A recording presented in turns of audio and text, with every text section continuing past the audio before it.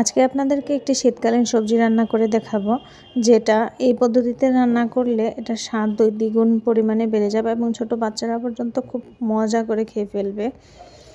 তো চলুন মূল রেসিপিতে চলে যাওয়া যাক। এখন সবজিটা রান্না করার জন্য আমি এখানে কিছু সিম, ফুলকপি, আলু, বিভিন্ন প্রকার সবজি ঘরে যা যা থাকবে সবকে নিয়ে নিব। তারপর সাথে নিব এটার হচ্ছে একটু মসুর ডাল নিব। মসুর ডালটা দিলে হবে কি আপনার সবজির কিন্তু মজাটাই অন্যরকম হবে। তারপরে আমি এখানে একটু রসুন বাটা, একটু আদা বাটা, তারপর একটু গরম মশলা, এই হালকা সবজিতে সবসময়ই আপনি যত হালকা মশলা ব্যবহার করবেন ততই কিন্তু এটা মজাদার হবে। অতিরিক্ত মশলা ব্যবহার করলে অত বেশি একটা মজা লাগে না। তারপর আমি এখানে দিলাম হলুদ, একটু মরিচের গুঁড়া, তারপর দিয়ে দিলাম পরিমাণ মতো হচ্ছে লবণ। লবণটা যার যা স্বাদ মতো দিবেন। তারপরে আমি এখানে দিয়ে দিয়েছি একটু চাট মশলা। সব কিছু আমি একদম সামান্য পরিমাণে দিচ্ছি। একটু ধনিয়া গুঁড়া, একটু জিরা গুঁড়া।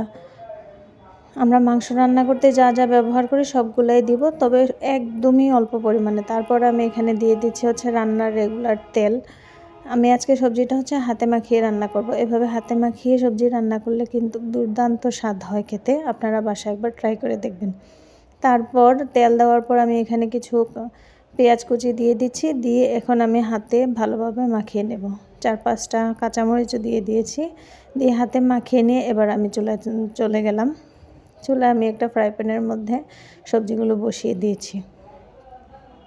সবজিগুলোকে একটু পরপর এসে নেড়ে দিতে হবে। খেয়াল রাখতে হবে যেন চুলার মধ্যে নিচে দিয়ে এটাতে আঁচ লেগে না যায়। যদি আপনার নিচে দিয়ে একটু লেগে যায় তাহলে কিন্তু আপনার সবজিটা খেতে মজা লাগবে না, এটা মাথায় রাখবেন। তারপর সবজিগুলো একটু সিদ্ধ হয়ে যাওয়ার পর আমি এখানে কিছু পাকা টমেটো দিয়ে দিয়েছি। টমেটোটা দিলে টমেটো হচ্ছে আপনার যে কোনো তরকারির মধ্যেই যদি অ্যাড করেন এর স্বাদটা কিন্তু দ্বিগুণ বাড়িয়ে দেয়। তাই সব কিছুতেই টমেটো ব্যবহার করার ট্রাই করবেন। এই যে দেখেন এই পর্যায়ে আমার সবজিটা কিন্তু প্রায় কমপ্লিট। এখানে আমি কোনো এক্সট্রা পানি ব্যবহার করিনি। সবজিগুলো থেকে যা পানি উঠে এসেছে সেগুলোই, আমি এক্সট্রা কোনো পানি ইউজ করব না। এখন হচ্ছে আসল কাজ, সবজির মধ্যে 5 ফোড়ন দিয়ে এই ফোড়নটা দিবেন। দেখবেন কি চমৎকার লাগে আপনার সবজিটা। আমি একটু 5 ফোড়ন দিয়ে সবজিটাকে একটু ফোড়ন দিয়ে দিচ্ছি। যখন আমি ফোড়ন দিয়েছিলাম চারিদিকে ঘ্রাণে ম ম করছিল, মানে দুর্দান্ত একটা স্মেল আসছিল। মনে হচ্ছিল আহামরি কী যে রান্না করছে, আসলে কিন্তু সবজি রান্না করছি।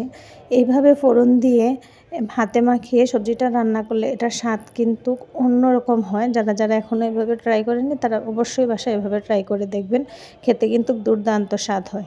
আমি এভাবে সবজি রান্না করাতে সাধারণত আমার বাচ্চারা হচ্ছে এভাবে তরকারি খেতে চায় না, কিন্তু এভাবে সবজি যখন রান্না করি তখন ওরা কিন্তু সবজি দিয়েই ভাত খেয়ে ফেলে, অন্য কোনো কিছুই লাগে না। তো সবজিটা আপনার রান্না হয়ে যাওয়ার প্রায় শেষ মুহূর্তে এভাবে একটু ধনিয়া পাতা দিয়ে দিবেন।